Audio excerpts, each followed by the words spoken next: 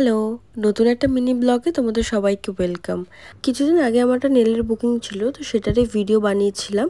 তো ভাবলাম তোমাদের সাথে শেয়ার করি, আর তার সাথে সাথে কিছু কথাও শেয়ার করব। নেল এক্সটেনশনের জন্য নেলটাকে যেভাবে প্রিপেয়ার করতে হয় আমি পুরোটাই করে নিয়েছি। এখন টিপসগুলো বসিয়ে নিচ্ছি। আর টিপস বসানোর সময় অবশ্যই তোমরা একটা খেয়াল রাখবে যাতে একদম ঠিক মেজারমেন্টে টিপস বসাও। দেন নেলগুলোকে ভালোভাবে শেপ করে নিয়েছিলাম। আমার এই ক্লায়েন্টের ডিমান্ড ছিল একটু ছোট হবে আর রাউন্ড শেপের হবে।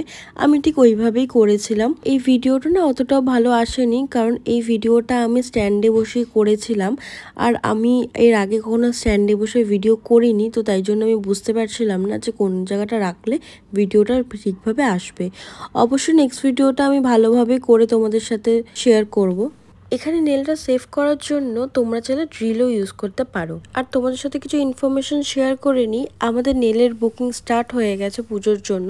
তোমরা যারা চাইছো পুজোতে এই সুন্দর সুন্দর নেলসগুলো করতে, অবশ্যই আমার নাম্বার দেওয়া আছে, সেখানে কন্ট্যাক্ট করতে পারো।